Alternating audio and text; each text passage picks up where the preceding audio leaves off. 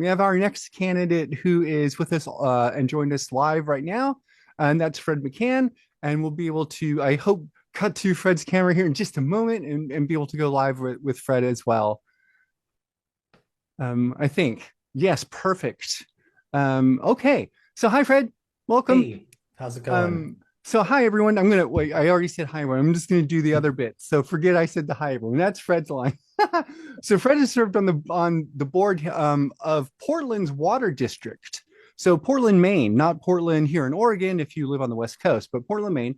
And Fred has served on the water board since 2022 when he was elected to fill a vacancy. Fred has a strong advocacy for quality and conservatism and affordability and supports reinvesting in infrastructure, education, and innovation. And definitely a thing that I think most Greens would agree with. Fred definitely supports testing for, PFAS, the forever chemicals that stay around in our atmosphere, our water, our food, and our soil, and wants to protect the Sebago Lake to keep water costs down, and supports, of course, fair deals for water district employees. And I think that most Greens would support fair working deals. So I'm happy to be able to introduce Fred to you tonight. And Fred, thanks for joining us on a very busy election night. It's great to be with you. Thanks for having me. So Fred, can you share a little bit about what it's like in Portland? I've not been to Portland, Maine. I've been to the other Portlands. I don't have a good Sure, sense of sure. them. I live in the largest city in Maine, which I like to refer to as a vast metropolis. But in truth, we're, I think, just slightly over 66,000 people, which by any standards is a large town. So Portland's a community. You actually, it seems strange for a city, but you know your neighbors, you see the same people. It's a very different political climate when you can actually talk to all your constituents and you actually have these relationships with everyone. You get to know people on a one-to-one basis and you get to know their concerns. They will let you know what they are worried about. And when it comes to the issue of water, people want to make sure their water is clean and they want to make sure the rates are low. That's really kind of what it comes down to. I would also throw in there that the Portland Water District is an employer in the city, and the people who work there, they do a public good running this utility. So we also want it to be an amazing place for them to work because we want people to build a career, making sure that Mainers have clean water. So could you tell us a little bit about what the board is? How many people are on it? Is it divided into smaller sections, and do you represent Sure. one piece of it? And does it serve the whole city, or even larger? So the Portland Water District is interesting. If you go back in time to the city of Portland in the 1800s, we had a private water company. And we had a very large fire which destroyed about half of the city because that water company did not have a way to get water to put out the fires. They didn't have a hydrant system, it wasn't pressurized. So the good people of Portland decided to socialize the water system. And if you go back in time, and you read the newspaper, they would have told you that this was the worst thing that could ever happen. The socialized water system would never work, and it would be the end of everything. But in truth, it's actually very popular and worked very well. So even though it's called the Portland Water District, over the years, we've actually expanded to more and more municipalities. So we actually handle water for about 16% of Maine's population. There's a number of towns. And we're a quasi municipal organization. So the board is elected. It's run by the people who, the company serves. And we elect representatives from every town that is served to be on this board. So I am one of four people representing the entire city of Portland. There are other folks from South Portland, Gorham, Cape Elizabeth, all over the place. So, and it's actually a very good example. We're actually doing another election here tonight in Maine to see if we're basically going to socialize the electric company statewide. We actually have the model for that now, and it does work. Excellent. Thank you so much. Fred, I was wondering, there's an anomaly a bit with Maine, if I may, in Sure. that there are a lot of registered Greens. I mean, a lot compared Yes. to a lot of other places. There's over 36,000 registered Greens, and you've had, like, which is pretty staggering to me, over 350 candidates standing for elections. Could Yeah. you talk about why maybe there's so many Greens there in Maine and how y'all are able to run so many races? Sure. I mean, my personal theory of this comes down to if you take a look at the state of Maine, this may seem strange to other folks. We have a single area code for the entire state of Maine. It's 207. People around here, if you tell them your area code, they'll scratch their head. They won't know what you're talking about. We still just, we dial numbers without the area code most of the time. And what that really comes down to is if you take a look at Maine on the maps, it's not a small state. So what that means is there's just not as many people, and that changes the dynamics of everything. So, for me, running in the largest city in the state of Maine, I can actually go knock on doors and talk to a large portion of the population. Greens running in smaller towns, they can literally go knock on all the doors and talk to all the people. And that changes the dynamics of every race. Because if you're a green running in a small town, and we have lots of greens right at the municipal level, it always it always gets to me when people say, "Oh, the Green Party only runs people for president every 4 years." No, we're serving, in your town right now. We're on select boards, we're on city councils, we're on water districts.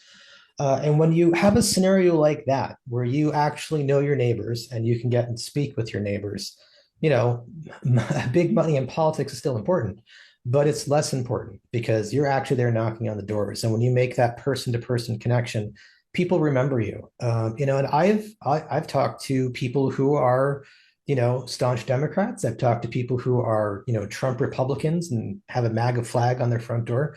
And I haven't talked to a single person who said, I really wish the water in Portland was dirtier and it costs more. So, when you get right down to it, there's a fair bit of common sense. And if you can actually talk to people, all of a sudden having this label of green doesn't necessarily mean anything because they get to know you. And for those of the folks who do plug into the label green, they look at our platform and they think like, well, that makes sense, because we're different from other parties. If you were to, go ask, a Democrat, what's the Democratic Party about? You'd probably get 20 different answers, and a lack of consistency. If you ask the Republicans what their party is about, you probably get a lot of different answers. If you ask a Green what the party's about, well, you have 10 key values, right? And we actually stand for something. And for some people, they're not going to agree with us, and that's fine. That's politics. Not everyone has to agree, but people know what we stand for. So certainly when you're at the local level, certainly when you're running for water district and you put out there, here's what it is I stand for, and you have that conversation, you can actually connect with people. And while I don't expect, we don't have a ton of Trump voters here in Portland, but I would not be surprised if some of the folks' doors I knocked on will vote for me because they're okay with cleaner water and lower rates. So why did you decide to run for water board in the first place?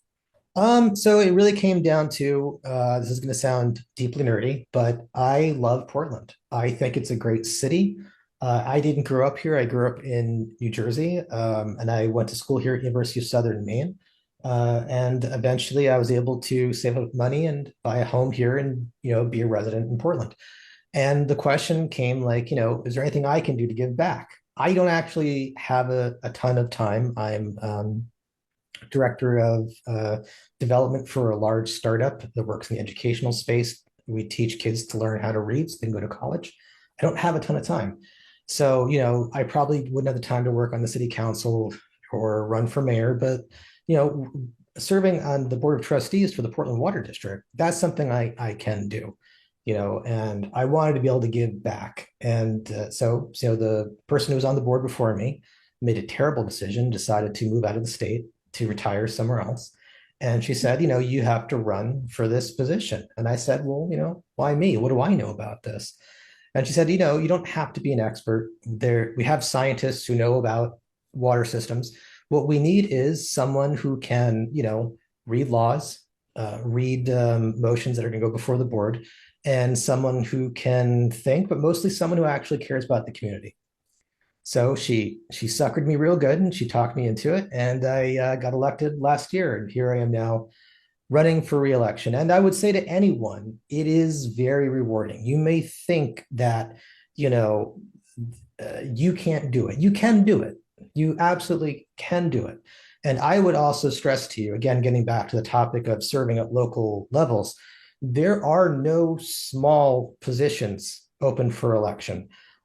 You may think like it may not be interesting to, serve on the board of trustees for a water district.